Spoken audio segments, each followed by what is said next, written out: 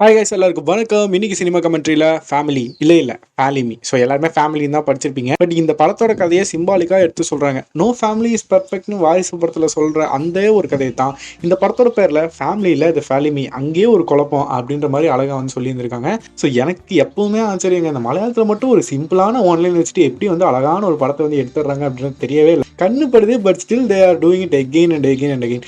Feel good movie, வேற level movie சொல்லி எனக்கு மதியாச்சு. நிறைய படங்கள் இந்த லைனப்பில் இருக்குங்க. இன்னும் சம படங்கள்லாம் இருக்கு, நான் பார்த்துட்டு உங்களுக்கு நான் வந்து சொல்றேன். ஸோ இப்போ இந்த படத்துக்கு வருவோம். ஃபலிமி எப்படி இருந்துச்சு அப்படின்னா, ஓவராலா சூப்பரான ஒரு படம். ஸோ கண்டிப்பாக பார்க்க வேண்டிய ஒரு படம். ஸோ அதே usual subtle and simple feel good movie, அந்த ஒரு இதுக்குள்ள தான் இதுவும் வரப்போகுது. ஸோ இப்போ இந்த படத்தோட ஹீரோ பற்றி பார்ப்போம். ஹீரோ வந்து பேசில் ஜோசப். ஸோ மின்னல் முரளி படம் உங்களுக்கு எல்லாம் தெரிஞ்சிருக்கும். அதோட டேரக்டர் இவர் தான். So shout out to him அப்படின்னு தான் நான் சொல்லுவேன். ஸோ ஆல்ரெடி ஜெய படத்தில் சூப்பராக பண்ணிட்டு இருப்பாரு. ஸோ அவருக்காக தான் இந்த வந்து படம் பார்க்க போனால் பேசிக்காக நான் ட்ரெய்லர் எதுவும் பார்க்கல. ஸோ அதை தாண்டி இந்த படத்தில் இப்போ ஒரு ஃபேமிலி இருக்காங்க. ஆல்ரெடி ஹோம்னு மலையாளத்தில் ஒரு படம் நாம வந்து பார்த்துருப்போம். ஸோ அது எல்லாருக்குமே பிடிச்சிருக்கும். ஸோ நீங்கள் பார்க்கலன்னா அதையும் ட்ரை பண்ணி பாருங்க. அமேசான் பிரைமில் அவைலபிளாக இருக்கு. ஹோம் தமிழ்லேயும் இருக்கு. ஸோ இப்போ இந்த படத்தை பொறுத்த வரைக்கும் கதை வந்து ரொம்பவே சிம்பிள் தான்.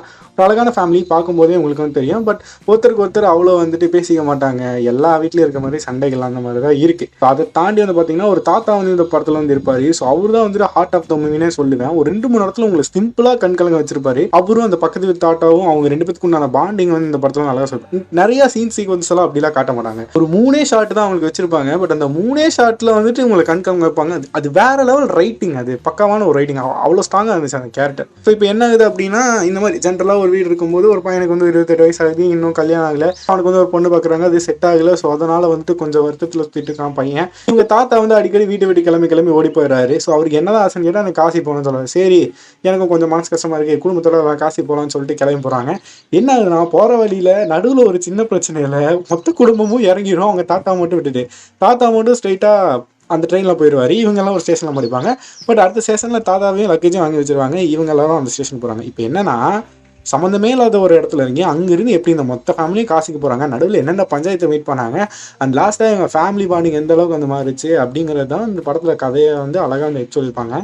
இதுதான் பேசிக் அவுட்லைன். ட்ரெய்லர் பார்க்கும்போதே இந்த விஷயம் உங்களுக்கு தெரிஞ்சு, நான் எதுவும் ஸ்பாயில்லாம் பண்ணலை. இதெல்லாம் தாண்டி ஃபஸ்ட்டில் என்னென்ன நடக்குது, பின்னாடி என்ன நடந்துச்சு, அது எப்படிலாம் மாறுது, அதுக்கப்புறமா அந்த தாத்தாவோட கேரக்டர் தான் இன்னும் கண்ணுக்குள்ளேயே எனக்கு சூப்பராக பண்ணியிருந்தேன் அந்த பெர்ஃபார்மன்ஸு. ஸோ ஓவராலாக ஒரு படங்கிறது ரொம்ப நல்லா இருந்துச்சு. ஸோ கண்டிப்பாக டைமில் தான் செக் பண்ணி பாருங்கள். ஹாட்ஸ்டார் அவைலபிளாக இருக்குது, தமிழ்லேயே இருக்குது. செம்ம ஃபன்னு. அதே சமயம் 2-3 நேரங்களில் லைட்டாக உங்களுக்கு வந்து ஹர்ட் ஆகும். நீங்கள் எங்கேயாச்சும் வந்துட்டு வெளியே எங்கேயாச்சும் தங்கினீங்கன்னா, அப்பா நம்ம வீட்டுக்கு போய் நம்ம அப்பா அம்மாட்ட எல்லாம் பார்க்கணும்டா அப்படின்ற ஃபீல் வந்து கொண்டு வந்து விட்டுருந்த ஒரு படம் அப்படிங்கிறது. ஸோ எனக்கு பர்சனலாக இந்த படம் ரொம்ப பிடிச்சிது. ஸோ நீங்கள் பார்த்துட்டு உங்கள் கருத்துக்களை கமெண்ட்ஸ் அமைச்சிருங்க. இன்னும் ஒரு நல்ல படம் பார்த்துட்டு நான் வரேன். நம்ம சேனலை சப்ஸ்கிரைப் பண்ணிடுங்க.